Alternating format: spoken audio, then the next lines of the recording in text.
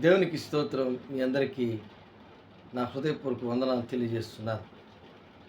119 కీర్తన 165 వచనంలో ఒక అద్భుతమైనటువంటి మాటలు దేవుని యొక్క మాటలు మనం విందాం. నీ ధర్మశాస్త్రమును ప్రేమించు వారికి ఎంతో నెమ్మది కలదు. వారు తూలి త్రొట్టిల్లుటకు కారణమేమీ లేదు. దేవుని బిడ్డలారా, ఈరోజు మనము దేవుని వాక్యాన్ని లేక దేవుని ధర్మశాస్త్రాన్ని ఎప్పుడైతే ప్రేమించడం మనం మొదలు పెడతామో, మనం వాక్యానుసారంగా ఎప్పుడైతే జీవించడం ప్రారంభిస్తామో, మన జీవితంలో జరిగేది ఏంటంటే, మనం ఒకవేళ తూలి త్రొట్టిల్లిన పడిపోతున్నటువంటి పరిస్థితులకు వచ్చిన దేవుని వాక్యం మనల్ని జాగ్రత్త పరుస్తుంది. 119 కీర్తన 105 వచనంలో, నీ వాక్యము నా పాదములకు దీపమును, నా త్రోవలకు వెలుగునై ఉన్నదని దేవుని వాక్యం సెలవిస్తుంది.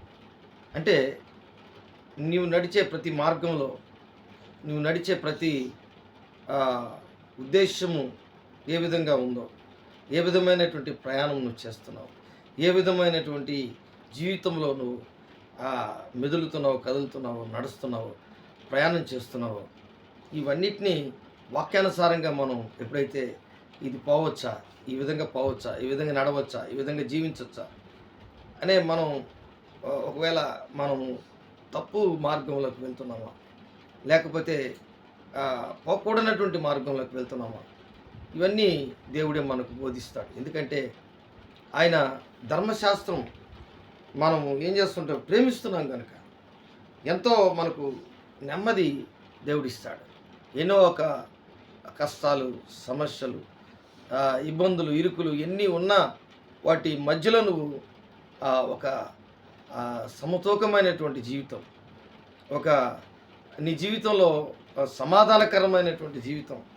అంత మాత్రమే కాదు, దేవుని సంబంధులు ఎలాగుంటారంటే ఆయన వాక్కు మీద ఆధారపడి జీవిస్తారు.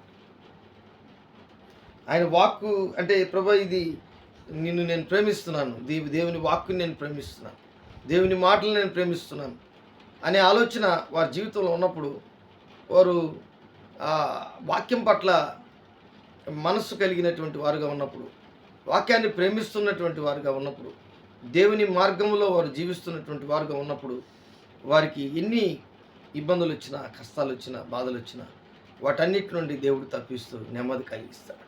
కాబట్టి ఈరోజు ఒకవేళ నీ జీవితంలో నెమ్మది లేకుండా ఉన్నటువంటి పరిస్థితి ఏదైనా ఉందా? ఒకవేళ నీ జీవితంలో అన్నీ ఉన్నాయి కానీ నాకు నెమ్మది లేదనుకుంటున్నావా? నీకు దేవుని వాక్యం ఎప్పుడైతే ఎక్కువ చదువుతావో, దేవుని వాక్యం పట్ల ఎక్కువ ధ్యానిస్తావో, దావీదు జీవితంలో అదే జరిగేది. ఆయన దేవుని వాక్యాన్ని ధ్యానించేవాడు. ఆయన దేవుని వాక్యాన్ని ధ్యానించినప్పుడు నాకు క్రొవ్వు మెదడు దొరికినట్లుగా ఉంది అంటున్నాడు. కాబట్టి జుంటె తేనె ధారల కన్నా మధురమైనటువంటిది నీ వాక్యం అంటున్నాడు. ఇలాంటి పరిస్థితులు మనం కూడా తెచ్చుకుంటకు దేవుడు కృప చూపిస్తాడు. కాబట్టి క్రొత్త నిబంధనలో అపోస్తలుడైన పౌలు ఉన్నాడు. ఆయన ధర్మశాస్త్రమును బాగా పాండిత్యం చేసినటువంటి వాడు. ధర్మశాస్త్రములో ఉన్నటువంటివి తూచా తప్పకుండా జరిగించినటువంటి వాడు. ధర్మశాస్త్రాన్ని ఆయన అనేక సార్లు చదివినటువంటి వాడు. అయితే యేసుక్రీస్తులో ఆయన చూసినటువంటి విధం ఏంటంటే, ఆ ధర్మశాస్త్రములో చెప్పిందంతా ఈయన కోసమని, ధర్మశాస్త్రములో జరిగించినటువంటివన్నీ కూడా ఆయన యేసుక్రీస్తు నెరవేర్చాడని ఆయన గ్రహించి, ఎప్పుడైతే క్రీస్తు బిడ్డగా మారాడో, ధర్మశాస్త్రం కంటే అతీతమైనటువంటి దేవుని శక్తి, పరిశుద్ధాత్మను పొందుకున్నాడు, అభిషేకం పొందుకున్నాడు. ఆయన ధర్మశాస్త్రోపదేశకుడిగా ఉండాలని ఎంత ప్రయత్నించాడో, అలాగే దేవుని యొక్క కుమార్తెగా లేక బిడ్డగా ఆయన యొక్క దేవుని యొక్క సన్నిధిలో ఆయన పరిశుద్ధాత్మ పూర్ణుడిగా ఉండాలనే దేవుని కోరికను దేవుడు అనుభవించి దేవునిలోకి అతన్ని తీసుకొచ్చి ఆ క్రీస్తు యొక్క సారూప్యములోకి తీసుకొచ్చి ఆయన నిలబెట్టినప్పుడు, నేను క్రీస్తుని పోలి నడుచుకున్నాడు. అంటే నేను ధర్మశాస్త్రాన్ని పోలి నడుచుకున్నానని చెప్పి ఆ స్టెఫన్ను చంపించాడు. కానీ యేసుక్రీస్తుని ఎప్పుడైతే అంగీకరించాడో, నేను క్రీస్తుని పోలి నడుచుకున్నట్లు మీరు నన్ను నడుచుకోండి అంటాడు పౌలు. ఎంత గొప్ప విషయం. కాబట్టి ఈరోజు క్రీస్తు సారూప్యములోకి మనం వచ్చినప్పుడు ఎన్ని కష్టాలు వచ్చినా, ఎన్ని బాధలు వచ్చినా, నీకు ధర్మశాస్త్రము, దేవుని వాక్యము నువ్వు ధ్యానించినప్పుడు ఖచ్చితంగా నీకు నెమ్మదిని దేవుడు కలిగిస్తాడు. దేవుడి వాక్యాన్ని దీవించి ఆశీర్వదించునుగాక. ఆమెన్. ప్రేమ నమ్మకం కలిగినటువంటి నా యేసయ్య కూడా వచ్చినటువంటి బిడలను ప్రభా మీరు దీవించి ఆశీర్వదించి నీ కృప చూపించాయి. నీ ధర్మశాస్త్రం మాకెంతో మేలు చేస్తుంది. నీ ధర్మశాస్త్రం వలన మాకు నెమ్మది కలుగుతుంది. నీ వాక్యం మమ్మల్ని నైనా రాళ్లలో నుంచి, ముళ్ళల్లో నుంచి, బురదలో నుంచి, భయంకరమైనటువంటి నదుల్లో నుంచి, సముద్రంలో నుంచి, భయంకరమైనటువంటి కష్టాలు గాలివాళ్ళలో నుంచి నీ వాక్యం మమ్మల్ని బయటకు తీసుకొస్తుంది, నెమ్మది కలిగిస్తుంది.